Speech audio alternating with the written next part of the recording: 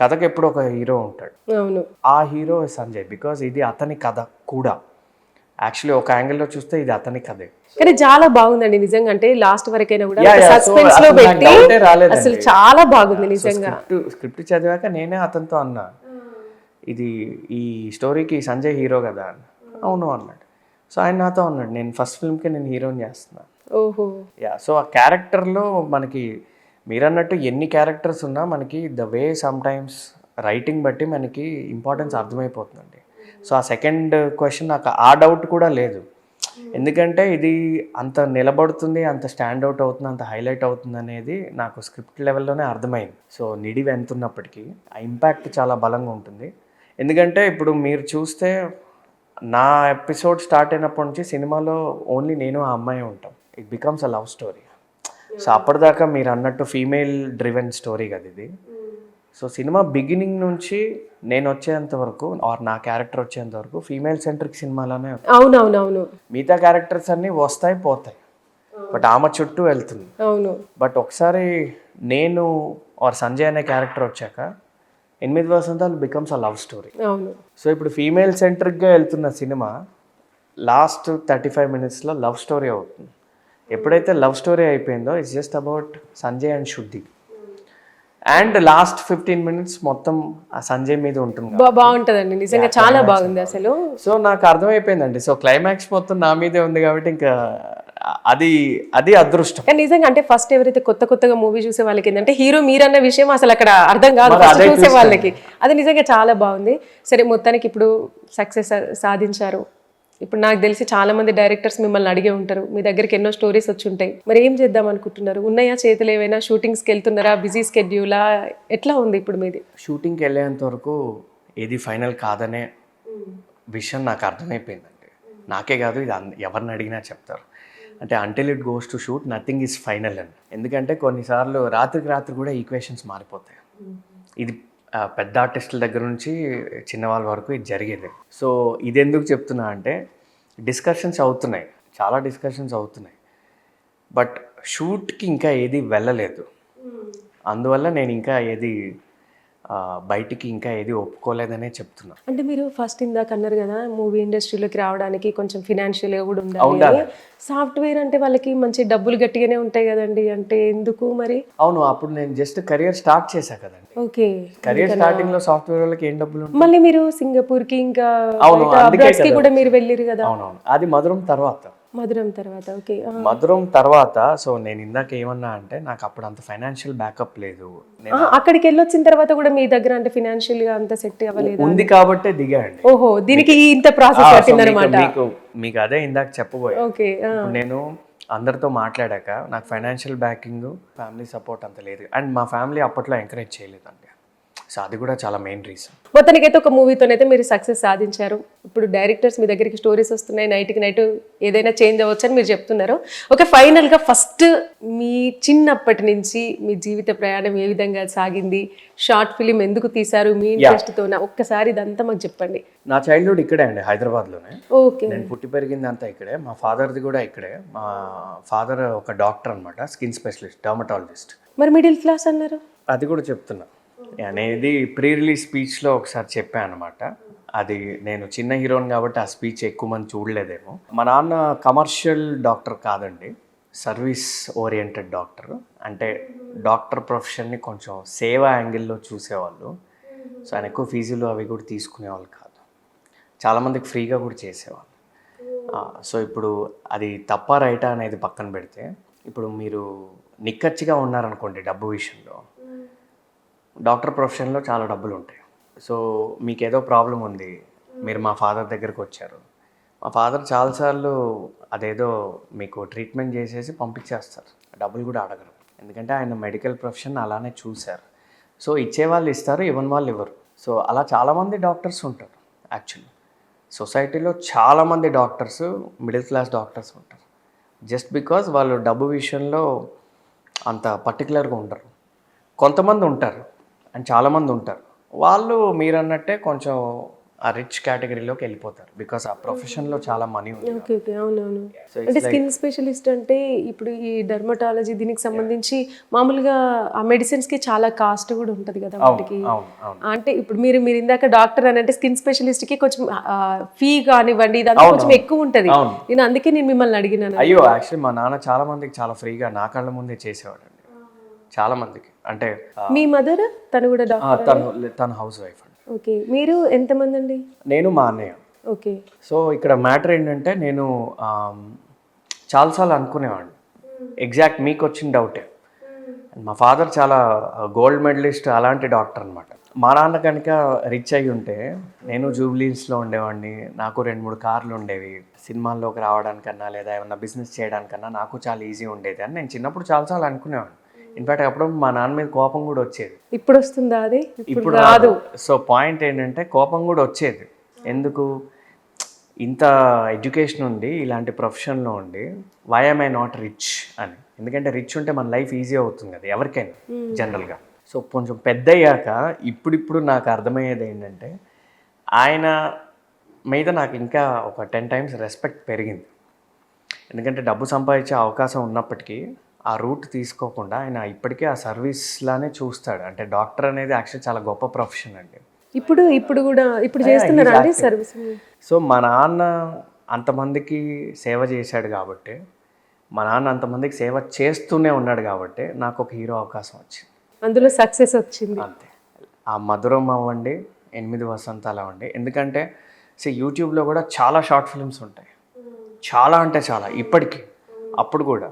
కానీ ఒక 5-6 short films గురించి మహా అయితే 10 షార్ట్ ఫిల్మ్స్ గురించే మాట్లాడతాను. అందులో మొదటి వరుసలో మా మధురం ఉంటుంది. అది ఎలా పాసిబుల్ అంటే ఇప్పుడు నా అంత టాలెంటెడ్ వాళ్ళు, నాకంటే టాలెంటెడ్ వాళ్ళు లేదా చాలా మంది ఉన్నారు. ఇప్పుడు చాలా కాంపిటీషన్ కూడా ఉంది. పాయింట్ ఏంటంటే ఆ లక్ అనేది ఏదైతే ఉంటుంది చూడండి, అది మీ పేరెంట్స్ అవనివ్వండి, మీరు చేసే మంచి పనులు దాని నుంచే వస్తుందని నేను నమ్ముతాను. సో మా ఫాదర్ అంతమందికి ఫ్రీగా వైద్యం చేశాడు కాబట్టి, అంతమంది లైఫ్స్ని మా ఫాదర్ చేంజ్ చేశాడు కాబట్టి, అది మధురం అవ్వనివ్వండి, ఇప్పుడు 8 వసంతాలు అవనివ్వండి, నాకు స్మూత్గా నడిచింది. లేకపోతే నేను కూడా చాలా స్ట్రగుల్ అయ్యేవాడిని. నేను స్ట్రగుల్ అవ్వలేదని అనట్లేదు, బట్ అవ్వాల్సినంత ఎందుకు అవ్వలేదంటే చాలామంది కంటే కొంచెం తక్కువ ఎందుకు అయ్యాయంటే because of my dad's goodwill. నాకు మీరు ఫస్ట్ అన్నారు కదా, అర్థమైంది నాకు. బట్ ఇందాక మీరు ఫస్ట్ అన్నారు కదా నా హార్ట్ బ్రేక్ అయింది స్టార్టింగ్లో, అసలు దాని గురించి చాలా ఎగ్జైటింగ్ ఉంది, ఒకసారి చెప్పండి. యా, అంటే హార్ట్ బ్రేక్ అంటే ఏం లేదండి. ఇప్పుడు చాలామంది ఫేస్ చేసేది, మన సినిమాల్లోకి వెళ్తామంటే చాలామంది ఒప్పుకోరు, అంటే మన వాళ్ళే ఒప్పుకోరు. ఎందుకంటే అది ఒక స్టేబుల్ కెరియర్ కాదు, దాంట్లో మనకి సరైన ఇన్కమ్ ఉండకపోవచ్చు, సరైన రెస్పెక్ట్ ఉండకపోవచ్చు, అండ్ ఈజీ కెరియర్ కూడా కాదు. ఎందుకంటే ఇప్పుడు ఒక మంచి జాబ్ వచ్చింది అనుకోండి, చాలా మటుకు ఒక ఫ్లోలో మనకి లైఫ్ వెళ్ళిపోతుంది అక్కడక్కడ కష్టాలు ఉన్నప్పటికీ.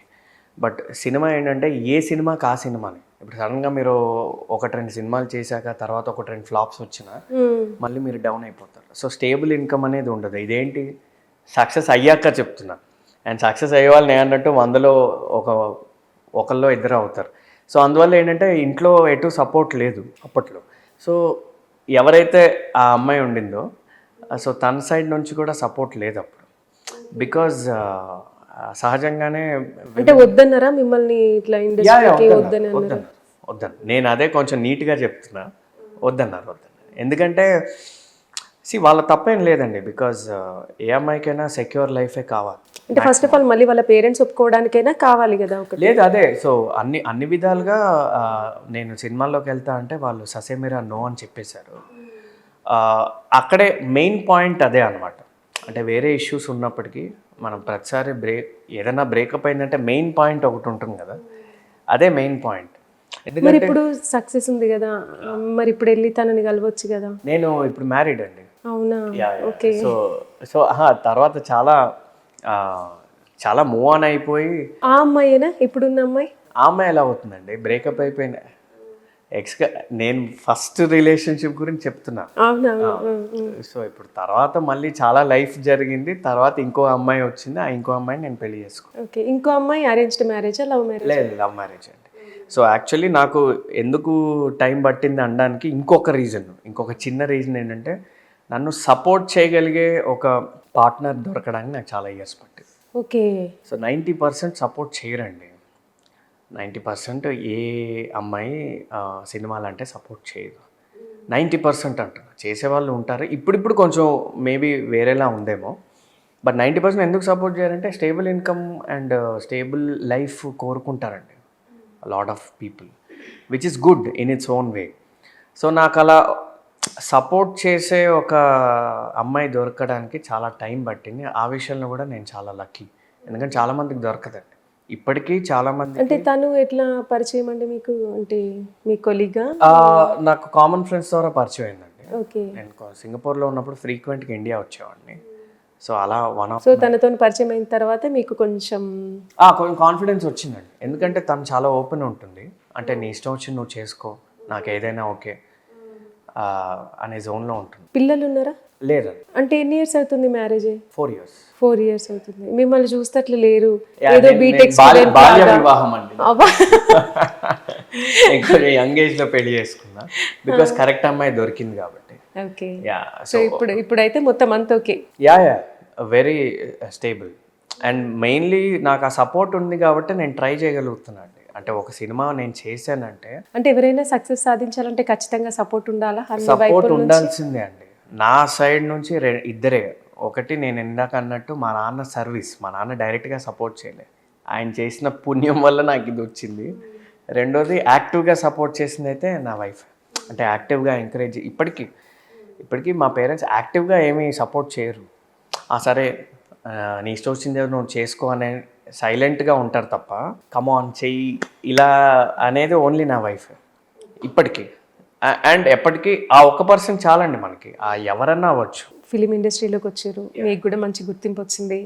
ఇంకెవరైనా పెద్ద పెద్ద హీరోస్ని కలవడం కానీ ఇదంతా జరిగిందని, అంటే చాలా మంది పెద్దవాళ్ళు కూడా మీరు చేసిన సినిమాని అప్రిషియేట్ చేశారు. మీరు వాళ్ళని డైరెక్ట్ గా కలవడం, మీకు ఇష్టమైన మహేష్ బాబు హీరోని కలవడం. మీరు చూసారా? అది లేదండి, ఆ అదృష్టం ఇంకా రాలేదు. అంటే కలిసే ప్రయత్నం చేయలేదా? ఎవరిని? మహేష్ బాబు గారిని. ఆయన ఏదో రాజమౌళి గారి సినిమాలో బిజీ ఉన్నారు కదా, ఆయన ఎవరికి దొరకట్లేదు. ఏం చేస్తారు అసలు ఫస్ట్ కలిస్తే? అన్న నేను సినిమాల్లోకి వచ్చిందే మీ వల్ల అని చెప్తా ఫస్ట్. మురారి మూవీతోని కదా? అంతే, అసలు ఆ సీడ్ పడింది ఆ మూవీ నుంచి. సో నేను అదే చెప్తా ఆయనకి, చెప్పేసి ఇంకేముంది, ఒక షేక్ హ్యాండ్ ఇచ్చి ఒక ఫోటో తీసుకుంటా. ఆ ఫోటో మటుకు నేను ఫ్రేమ్ కట్టించి పెట్టించుకుంటా అంతే. అవును. మరి మీతోనే వచ్చి, అంటే మీరు ఇప్పుడు హీరో కదా మూవీ ఇండస్ట్రీలో, ఇప్పుడు మీరు ఒక మంచి హీరో, మీకంటే ఒక ఎంతో కొంత ఫ్యాన్ బేస్ ఉంటుంది. ఇట్లా స్టేజ్ పైన స్పీచ్ ఇస్తా అంటే, ఎవరైనా హీరో స్పీచ్ ఇస్తా ఉంటే ఆడియన్స్ నుంచి ఒకరు రావడం, కాళ్ళ మీద పడడం, అన్న ప్లీజ్ అన్న ఫోటో, ఇదంతా జరుగుతూ ఉంటుంది. ఈ మధ్య రీసెంట్ గా మనం చూస్తున్నాం కూడా. మీకు జరిగిందా అట్లా? అవి పెద్ద పెద్ద హీరోలకు అవుతాయి. మీకు ఇప్పుడే వచ్చాం కదండి, ఇప్పుడు సోఫా అలా జరగదండి. ఇప్పుడు నిజంగా అలా జరిగితే నేను డబ్బులు ఇచ్చి చేయించుకున్నాను. అది వాస్తవం. అవును, నిజం. లేదండి, కానీ మీరు అన్న దాంట్లో ఒకటైతే ఫ్యాక్ట్ ఉంది, విచ్ ఇస్ అది మధురం ఎఫెక్ట్ ప్లస్ 8 వసంతాల ఎఫెక్ట్ ఒక కాంబినేషన్లో ఒక మంచి గుర్తింపు ఉంది. అంటే ఎస్పెషలీ చాలా ఫీమేల్ ఫాలోయింగ్ కూడా చాలా వచ్చింది ఆ రెండిటి ఎఫెక్ట్ వల్ల. సో చాలామంది, అంటే నాకు చాలా మెసేజెస్ వస్తూ ఉంటాయి, మీ నెక్స్ట్ ఫిల్మ్ కోసం వెయిట్ చేస్తున్నాము, we are your fans from Madhuram, or we are your fans because of 8 Vasantalu. వేరే స్టేట్స్ నుంచి కూడా వస్తున్నాయి.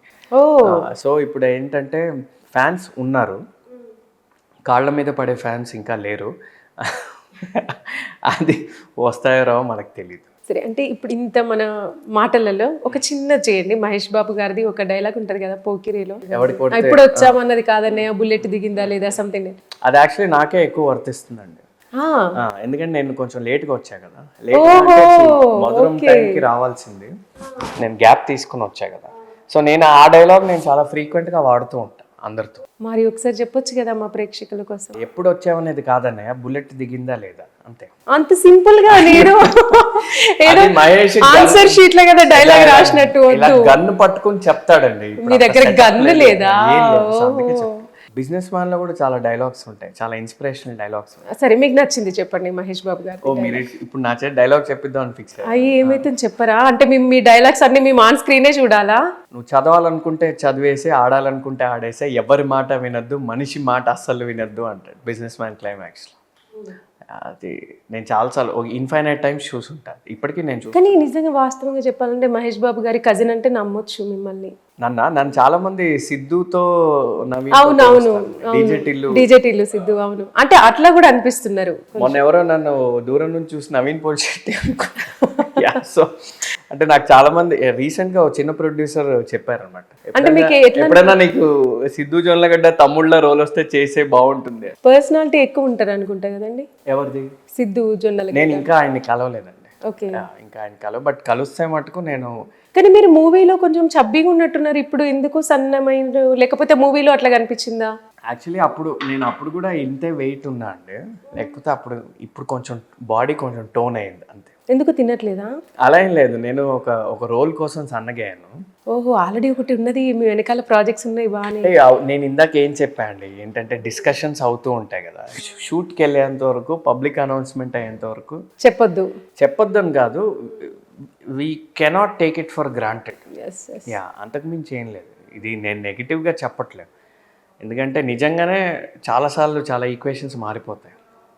యా, అందులో నేను కొత్త హీరోని కదా.